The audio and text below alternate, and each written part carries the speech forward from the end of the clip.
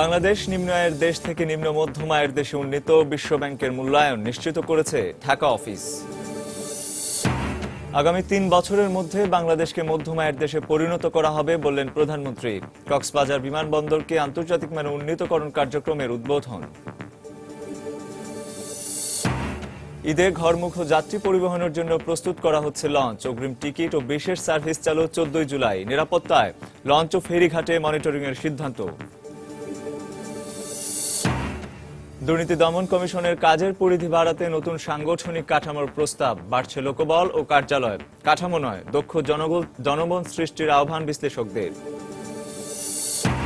এবং দক্ষিণাঞ্চলের বিদ্যুৎ সমস্যা সমাধানে শিগগিরই জাতীয় গ্রিডে যোগ হচ্ছে ভোলার 225 মেগাওয়াট বিদ্যুৎ। 6 জেলার মানুষের মাঝে ফিরবে স্বস্তি।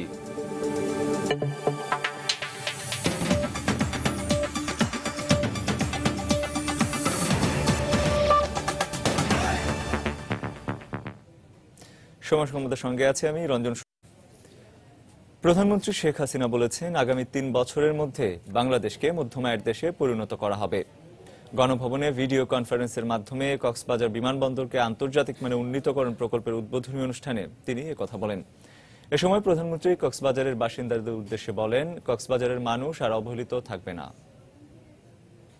2021-3 বছরের মধ্যে কিন্তু আমরা এটা করতে পারবো। এর আগে গতরাতে বিশ্বব্যাংকের মূল্যায়নে বলা হয়, নিম্ন আয়ের দেশ থেকে নিম্ন মধ্যম আয়ের দেশে উন্নীত হয়েছে বাংলাদেশ। মাথাপিছু আয়ের ভিত্তিতে মূল্যায়ন করেছে সংস্থাটি। গতরাতে বিশ্বব্যাংকের অফিসিয়াল ওয়েবসাইটে এ বিষয়ে একটি প্রতিবেদন প্রকাশ করা হয়। প্রতিবেদনে বলা হয়, এর আগে বাংলাদেশের জাতীয় মাথাপিছু আয় ছিল $1045। এবছর তা বেড়ে দাঁড়িয়েছে $1080। এ কারণে বাংলাদেশ নিম্ন আয়ের দেশ থেকে নিম্ন মধ্যম আয়ের দেশের সারিতে উঠে এসেছে। প্রতি বছর জুলাই মাসের শুরুতে 4টি ক্যাটাগরিতে দেশগুলোর মূল্যায়ন করে বিশ্বব্যাংক।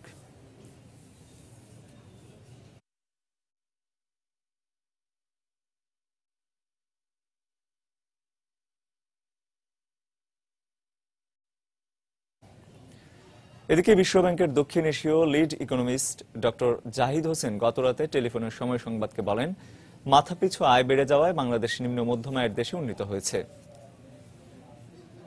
প্রতি বছরই জুলাই মাসে বিভিন্ন দেশকে আয়ের ভিত্তিতে 4টা ক্যাটাগরিতে ভাগ করে। একটা হলো লো ইনকাম কান্ট্রি, আরেকটা হলো লো মিডল ইনকাম কান্ট্রি, আরেকটা হলো আপার মিডল ইনকাম কান্ট্রি, আরেকটা হলো হাই ইনকাম কান্ট্রি। বাংলাদেশ এই পর্যন্ত গত বছর পর্যন্ত ওই লো ইনকাম কান্ট্রি নিম্ন আয়ের দেশের ক্যাটাগরিতে ছিল।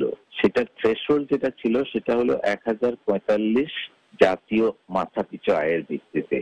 এই বছর বাংলাদেশের মানে অর্থবছর 14তে বাংলাদেশের জাতীয় মাথাপিছু আয় 1080 ছিল, যার কারণে বাংলাদেশ ওই LIC লিস্ট থেকে বের হয়ে LMIC লিস্টে অন্তর্ভুক্ত হয়েছে।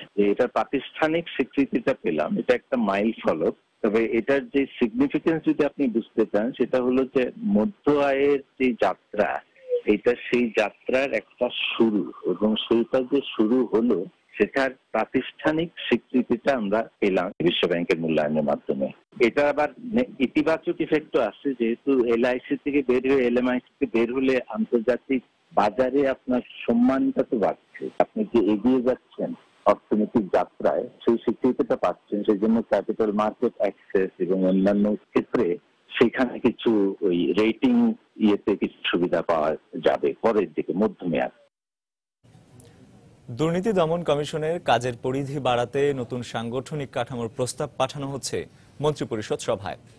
প্রস্তাবনায় লোকবল বাড়ানোর সুপারিশ করে 2196 জন কর্মকর্তা কর্মচারী নিয়োগ দেওয়ার কথা বলা হয়েছে। প্রস্তাবনাটি পাশ হলে সারা দেশে 66টি কার্যালয় বাড়ার সঙ্গে সঙ্গে বাড়বে পদের সংখ্যাও।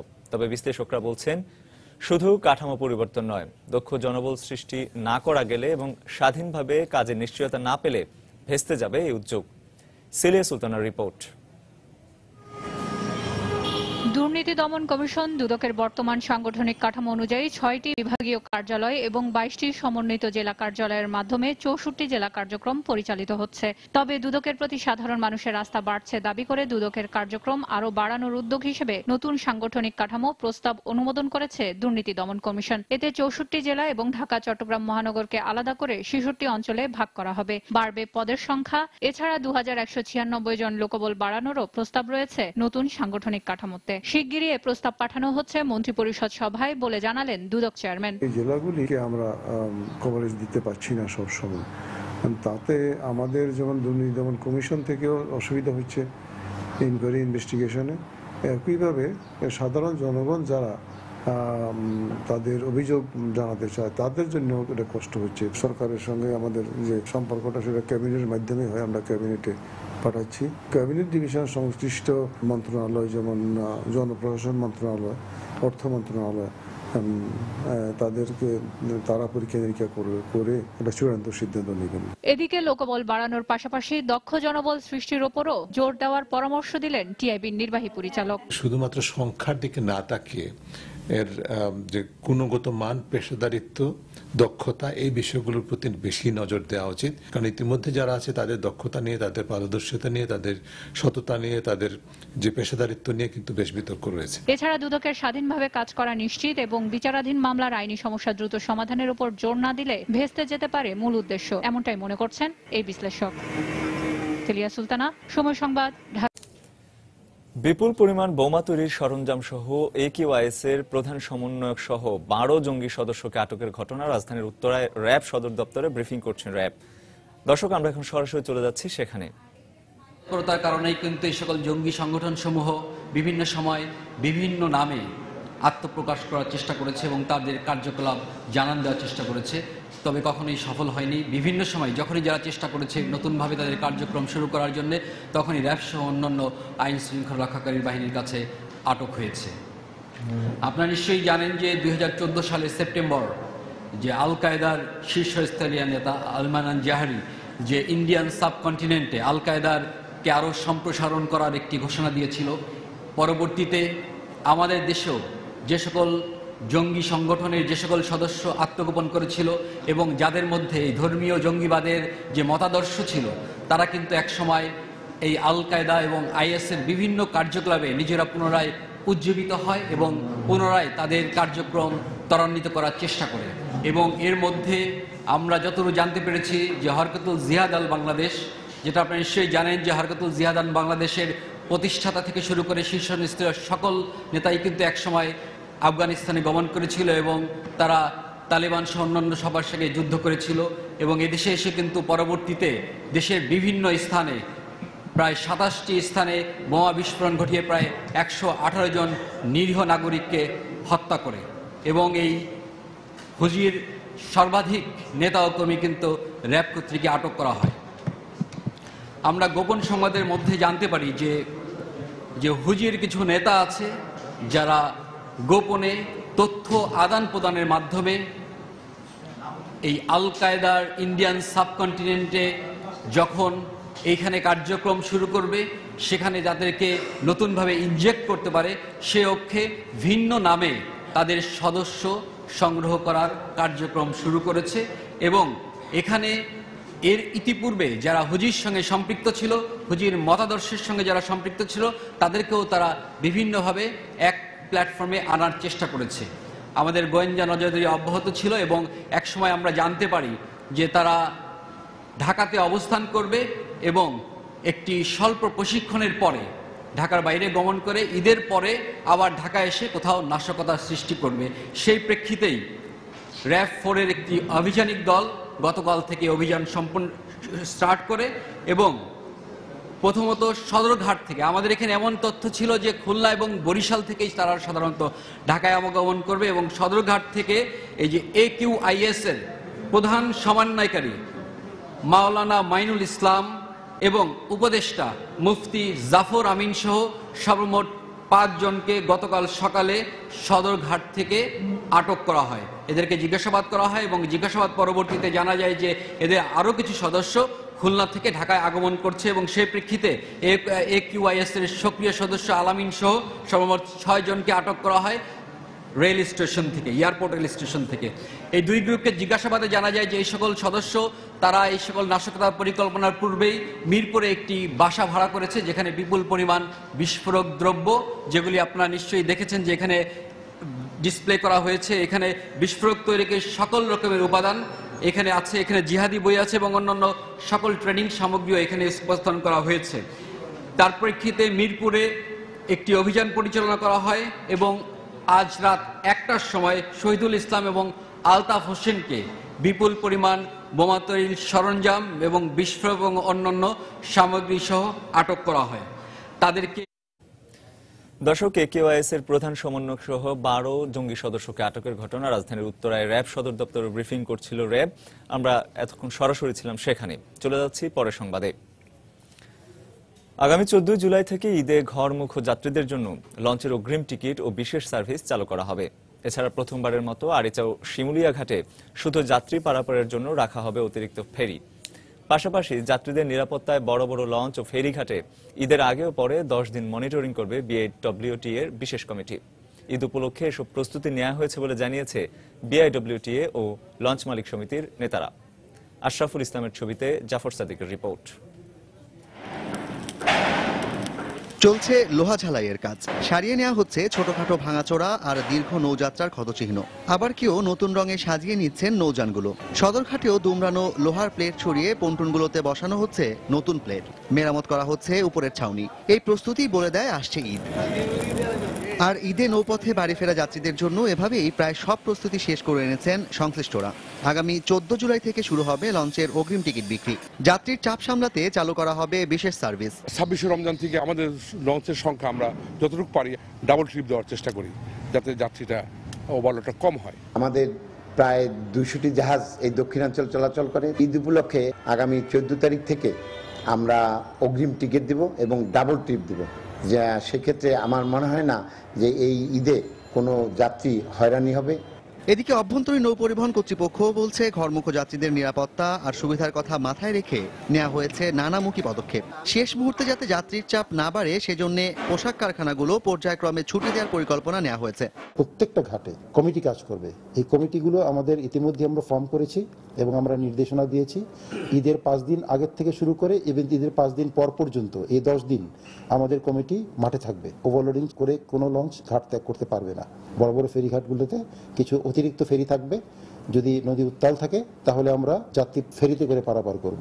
4টা উদ্ধারকারী জাহাজ আমরা 4 জায়গাতে ইতিমধ্যে প্লেস করে দিয়েছি। এর সাথে সম্পর্কিত যারা জনবল অফিসার সবার ছুটি বাতিল করা হয়েছে। দেশবাসীকে যারা বলতে চাই, জীবনের ঝুঁকি নিয়ে যেন লঞ্চের মধ্যে না উঠে। প্রিয়জনের সাথে ঈদ উদযাপনের তীব্র আকাঙ্ক্ষায় প্রতি বছরই জীবনের ঝুঁকি নিয়ে লঞ্চে চড়ে বাড়ির পথে যাত্রা করেন নগরবাসী। তবে যাদের জন্য এত ঝুঁকি নেওয়া সেই প্রিয়জনের কথা ভেবেই অতিরিক্ত যাত্রী হয়ে লঞ্চে না চড়ার কর্তৃপক্ষের আহ্বানে এবার কতটা সাড়া দেবেন নগরবাসী সেটা এখন দেখার বিষয়। জাফর সাদিক, সময় সংবাদ, ঢাকা। সময় সংবাদে আরো থাকছে। চট্টগ্রামে শিশুদের ঈদের পোশাক কেনাকাটায় রমজানের প্রথম থেকেই তোড়জোড়। সিরাজগঞ্জের তাঁতপল্লীতে শ্রমিকদের ব্যস্ততা, ঘন ঘন লোডশেডিং এ দুর্ভোগ।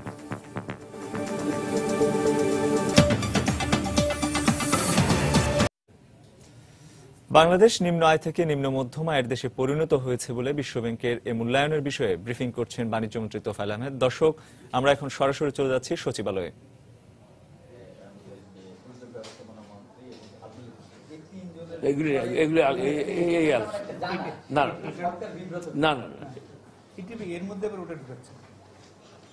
সবকিছুরই শেষ আছে। এই রিলেটেড আর কোনো কিছু জানা থাকলে এই রিলেটেড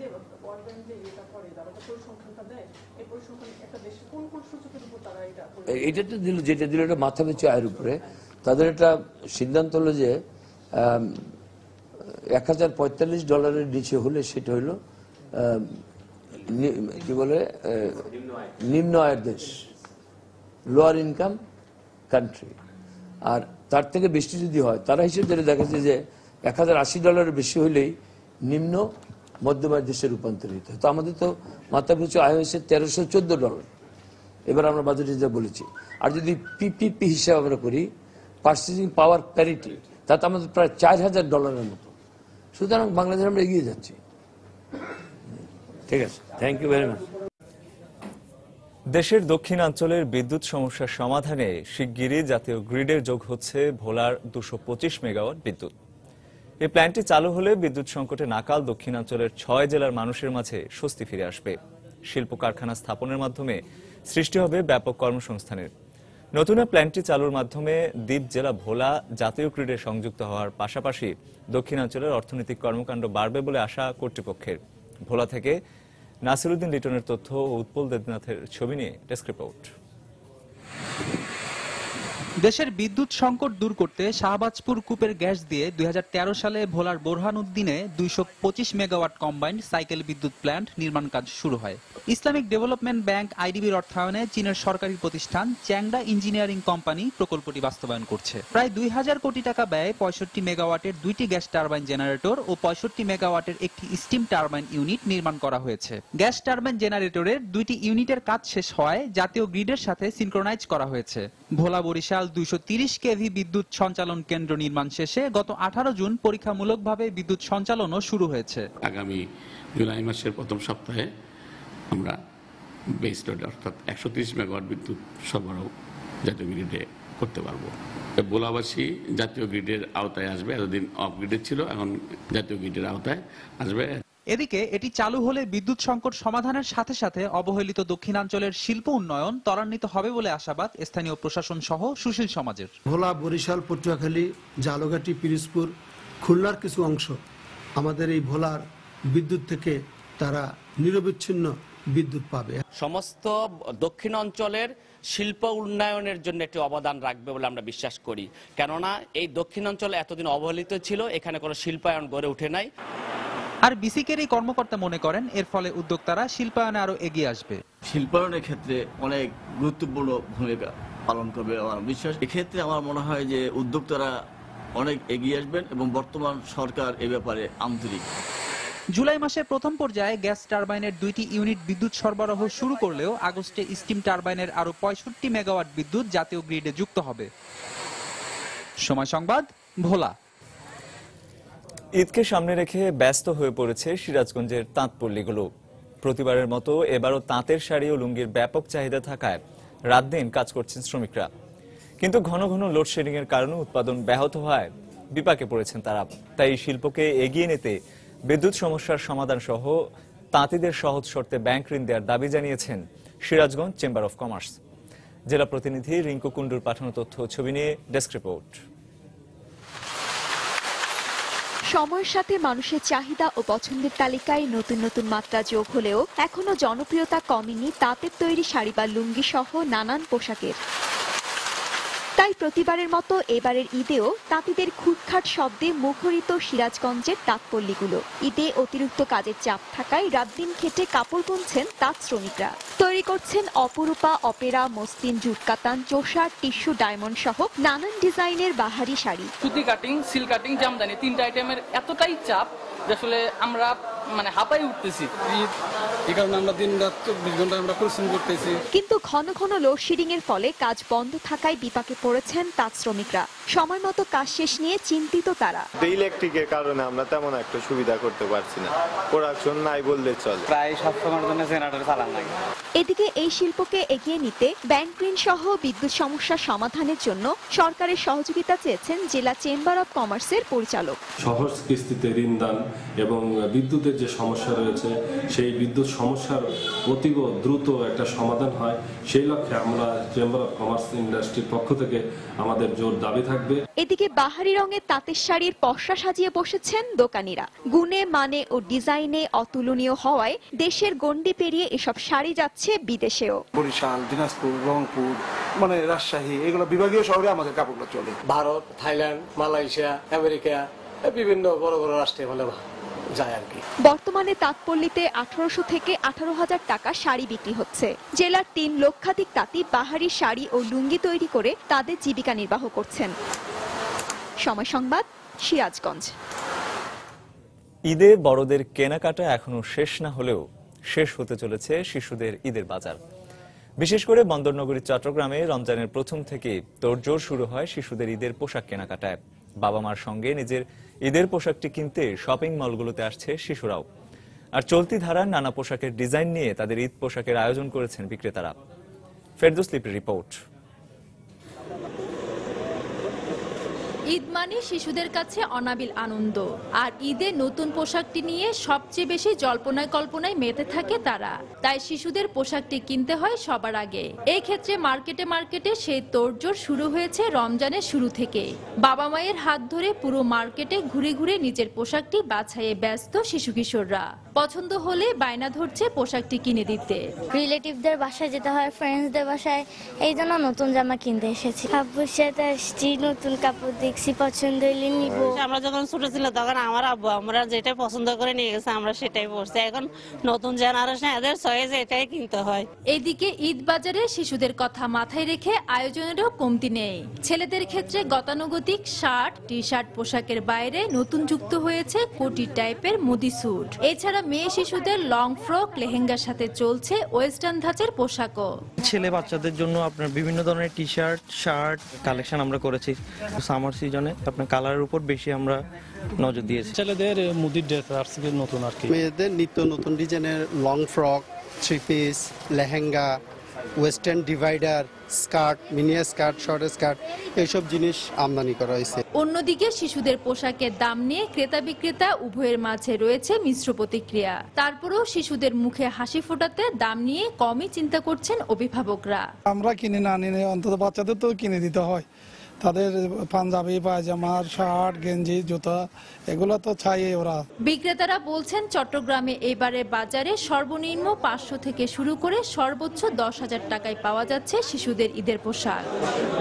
ফেরদৌস লিপি, সময় সংবাদ, চট্টগ্রাম। বিএনপির ভারপ্রাপ্ত মহাসচিব মির্জা ফখরুল ইসলাম আলমগীরের হাইকোর্টের দেয়া জামিন স্থগিত চেয়ে রাষ্ট্রপক্ষের করা আবেদনের আদেশের দিন আগামী রোববার ধার্য করেছেন আপিল বিভাগ। উভয় পক্ষের শুনানি শেষে সকালে প্রধান বিচারপতি এস.কে. সিনহার নেতৃত্বে আপিল বিভাগের 4 সদস্যের বেঞ্চ এই আদেশ দেন। গত 21 জুন পল্টন থানা নাশকতার মামলায় মির্জা ফখরুলকে চার্জশিট দাখিলে আগ পর্যন্ত জামিন দেন হাইকোর্ট। পরে এ জামিন স্থগিত চেয়ে রাষ্ট্রপক্ষ আবেদন জানালে তা শুনানির জন্য আপিল বিভাগের পূর্ণাঙ্গ বেঞ্চে পাঠিয়ে দেন চেম্বার বিচারপতি।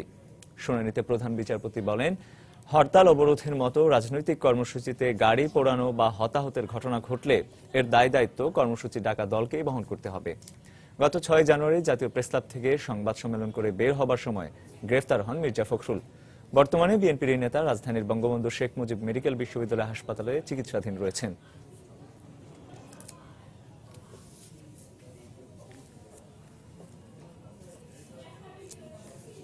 চট্টগ্রামে মজুরি বৃদ্ধি সহ 9 দফা দাবিতে ঘাট গুদাম শ্রমিকদের ধর্মঘট চলছে। এ কারণে বন্ধ রয়েছে পণ্য খালাস করা। সকাল 10টার দিকে কর্ণফুলী নদীর বাংলা বাজার ঘাট এলাকায় জড়ো হন শ্রমিকরা। এ সময় মজুরি বৃদ্ধি সহ 9 দফা দাবিতে বিক্ষোভ করেন তারা। এ কারণে কর্ণফুলী নদীর 16টি বেসরকারি ঘাটে গম, চাল ভর্তি লাইটারেজ জাহাজগুলো পণ্য খালাসের অপেক্ষায় রয়েছে। এর আগে গত ডিসেম্বরে একই দাবিতে ধর্মঘট করে শ্রমিকরা। পরে গত 26 June Chattogram chamber of commerce মালিক ও শ্রমিকদের ত্রিপক্ষীয় বৈঠকে মজুরি বৃদ্ধির সিদ্ধান্ত হয়। এদিকে বর্ধিত মজুরি জুলাই থেকে দেওয়ার কথা থাকলেও তা না হওয়ায় গতকাল আবারও ধর্মঘটের ডাক দেয় শ্রমিকরা।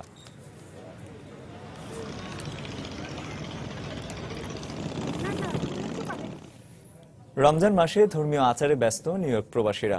রোজার প্রথম দিন থেকে প্রতিদিন চলছে বিভিন্ন সামাজিক ও রাজনৈতিক সংগঠনগুলোর ইফতার আয়োজন। ছোট বড় মিলিয়ে নিউ ইয়র্কের 4 শতাধিক সংগঠন, সেই সঙ্গে আঞ্চলিক ও ব্যবসায়িক সমিতি সবাই আয়োজন করছে ইফতার মাহফিলের। নিউ ইয়র্ক থেকে শিহাবুদ্দিন কিস্তির পাঠানো তথ্য ছবি নিয়ে ডেস্ক রিপোর্ট। সিয়াম সাধনার মাধ্যমে পবিত্র রমজান মাসের ধর্মীয় রীতিনীতি পালন করছেন প্রবাসী বাংলাদেশিরা। রোজা রাখা, মসজিদে তারাবির নামাজ আদায় এবং ইফতারের আয়োজন সবই হয় এখানে দেশের মতোই। নিউ ইয়র্কে ছোট বড় মিলিয়ে 4 শতাধিক বাংলাদেশি সামাজিক ও রাজনৈতিক সংগঠন রয়েছে, আর এর মধ্যে প্রায় সবগুলো সংগঠনই আয়োজন করছে ইফতার মাহফিলের। আমাদের এই প্রেস ক্লাব অত্যন্ত কষ্টের মধ্যে ধীরে ধীরে এগোচ্ছে এবং আজকে আমি গর্বের সঙ্গে বলতে পারি যে আমরা এগিয়েছি। নিউ ইয়র্কে বাংলাদেশ প্রেস ক্লাবের ইফতার পার্টিতে উপস্থিত ছিলেন রাষ্ট্রদূত ডক্টর এ.কে. মোমেন। বঙ্গবন্ধুর স্বপ্ন, এই সোনার বাংলা, সেই সোনার বাংলার যে দিগদর্শন চলছে, যেভাবে আমরা এগিয়ে যাচ্ছি, এই সবই হচ্ছে আওয়ামী লীগের নেতৃত্বের কারণে। সুতরাং আপনারা সবাই should be proud of your party. Ramzan মাসের প্রথম 10 দিনে ইফতার পার্টির সংখ্যা 100-তে পৌঁছেছে। ধর্ম পালন আর ধর্মীয় আচারের পাশাপাশি সংগঠনগুলোর প্রচার বাড়াতেই মূলত এসব ইফতার পার্টির আয়োজন বলে মনে করছেন সবাই। সময় সংবাদ, নিউ ইয়র্ক, যুক্তরাষ্ট্র। সীমাহীন যানজটে নাকাল গাইবান্ধাবাসী।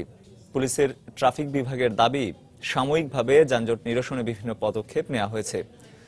তবে পৌর মেয়রের মতে পরিস্থিতি থেকে উত্তরণে বাইপাস নির্মাণের কোনো বিকল্প নেই। এ অবস্থায় পদক্ষেপ নেওয়ার আশ্বাস দিয়েছে সড়ক বিভাগ। আরো জানাচ্ছেন হেদায়েতুল ইসলাম বাবু। গাইবান্ধা শহরের ডিবি রোড, কি সকাল কি বিকেল, সব সময়ই লেগে থাকে যানজট। বাস টার্মিনাল থেকে শুরু করে রেলগেট হয়ে পুরাতন বাজার পর্যন্ত একই অবস্থা। থেমে থেমে চলে গাড়ির চাকা। গোবিন্দগঞ্জ, পলাশবাড়ি, সুন্দরগঞ্জ, সাদুল্লাপুর, সাঘাটা ও ফুলছড়ি উপজেলা থেকে জেলা শহরে প্রবেশ ও বের হওয়ার একমাত্র পথ এই ডিবি রোড, যার ফলে যানজটে দুর্ভোগ আর ভোগান্তির শেষ নেই গাইবান্ধাবাসীর। অত্যধিক যানজট, এটা নাগরিক জীবন তো বিপর্যস্ত, বাচ্চাদের স্কুল কলেজে যাওয়া এটাও বিপর্যস্ত। রোগী নিয়ে হাসপাতালে যাওয়ার খুবই প্রয়োজন থাকে, যানজটের কারণে সে সময় মতো সেই জায়গায় পৌঁছায় না। একটা ভরা মারতে আপনার 20-30-40 আধ ঘন্টা পর্যন্ত চলে যায়, আর যে কোনো বাইরের রোডও নাই যে কাটেগুড়ি যাবে। অবশ্য পুলিশের ট্রাফিক বিভাগের দাবি, সাময়িকভাবে যানজট মোকাবেলার জন্য বিভিন্ন পদক্ষেপ নেওয়া হয়েছে। আর এমন পরিস্থিতি থেকে উত্তরণের জন্য বাইপাস নির্মাণের বিকল্প নেই বলে মনে করেন পৌর মেয়র। আমরা অনেক দিন থেকে চেষ্টা করছি, ঊর্ধ্বতন কর্তৃপক্ষের কাছে লেখালেখি করছি, কিন্তু আমাদের সেই কাঙ্ক্ষিত বাইপাস সড়ক আমরা পাচ্ছি না। অটোকে যেগুলো পৌরসভার লাইসেন্স না, এগুলোকে পৌরসভার বাইরে চলাচলের জন্য অলরেডি মার্কিং করে দিয়েছি এবং পৌরসভার লোক নিয়ে আমরা কাজ করতেছি যেন পৌরসভার যাদের অনুমতি নাই এরা যেন ভিতরে না আসতে পারে। তবে যানজট নিরসনে বিভিন্ন পদক্ষেপের কথা জানালেন সড়ক বিভাগের এই কর্মকর্তা। শহরে 4 লেন করার চিন্তা ভাবনা করতেছি, শহরের বিসিক থেকে শুরু করে পুলবন্দি ব্রিজ পর্যন্ত বালাসী রোডের, এটা মোটামুটি 6 কিলোমিটার রাস্তা, এটা আমরা 4 লেনে রূপান্তরের একটা ডিপিপি প্রণয়ন করতেছি। প্রায় 10.5 বর্গ কিলোমিটারের এই শহরে 70,000 মানুষের বসবাস। গাইবান্ধা শহরের যানজট নিরসনে 1988 সালে বাইপাস সড়ক নির্মাণের একটি প্রকল্প হাতে নেওয়া হয়। দীর্ঘ 27 বছর পর প্রকল্পটি পরিবর্তন করে সংযোগ সড়ক নির্মাণের সিদ্ধান্ত ফাইলবন্দি থাকায় দিনের পর দিন জনদুর্ভোগ বেড়েই চলেছে। হেদায়েতুল ইসলাম বাবু, সময় সংবাদ, গাইবান্ধা।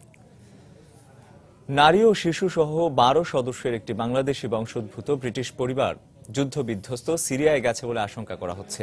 গত মে মাসের মাঝামাঝি সময়ে বাংলাদেশে ছুটি কাটিয়ে যুক্তরাজ্যে ফিরে যাওয়ার কথা থাকলেও ওই পরিবারটির আর কোনো সন্ধান পায়নি স্বজনরা। যুক্তরাজ্যে ফেরার বদলে পরিবারটি তুরস্কে গেছে বলে জানিয়েছে ব্রিটিশ পুলিশ। তবে তারা সিরিয়ায় প্রবেশ করেছে কিনা তা নিশ্চিত হওয়া যায়নি এখনো। গত 10 এপ্রিল বাংলাদেশে আসে পরিবারটি। এরপর 11 মে তুরস্কের ইস্তাম্বুলের উদ্দেশ্যে দেশ ছাড়ে তারা। লন্ডন থেকে 209 কিলোমিটার উত্তরে বেডফোর্ডশায়ারের লুটন এলাকায় বসবাস করত পরিবারটি। তবে জঙ্গি সম্পৃক্ততা বা সিরিয়ায় যাওয়ার মতো সন্দেহজনক কিছু ওই পরিবারের সদস্যদের মধ্যে ছিল না বলে জানিয়েছে তাদের প্রতিবেশীরা। বাংলাদেশি বংশোদ্ভূত ব্রিটিশ ওই পরিবারটির সবচেয়ে বয়স্ক ব্যক্তি 75 বছর বয়স্ক মোহাম্মদ আব্দুল মান্নান। মোহাম্মদ আব্দুল মান্নান ডায়াবেটিক্স ও তার স্ত্রী 53 বছর বয়স্ক মিনারা খাতুন ক্যান্সারে আক্রান্ত বলে নিশ্চিত হয়েছে BBC.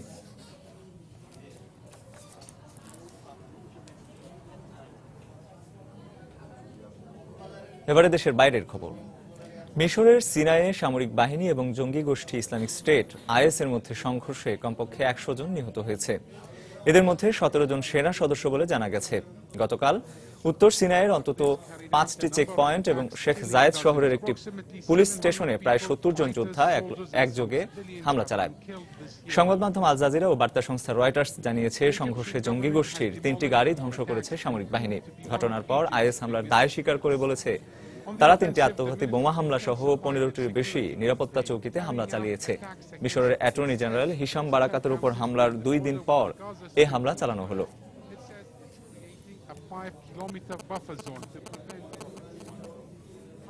Since the military deposed President Mohammed Morsi nearly 2 years ago, violence in Sinai has increased. In 2014, the group became known. এই পর্যায়ে শীর্ষ সংবাদগুলো জানিয়ে দিচ্ছি আরো একবার। বাংলাদেশ নিম্ন আয়ের দেশ থেকে নিম্ন মধ্যম আয়ের দেশে উন্নীত, বিশ্বব্যাংকের মূল্যায়ন নিশ্চিত করেছে ঢাকা অফিস। আগামী 3 বছরের মধ্যে বাংলাদেশকে মধ্যম আয়ের দেশে পরিণত করা হবে বললেন প্রধানমন্ত্রী। কক্সবাজার বিমানবন্দরকে আন্তর্জাতিক মানে উন্নীতকরণ কার্যক্রমের উদ্বোধন। বিপুল পরিমাণ বোমা তৈরির সরঞ্জাম সহ AQIS এর প্রধান সহ 12 জঙ্গি আটক। ঈদের পরেই হামলার উদ্দেশ্য ছিল তাদের, তথ্য র্যাবের।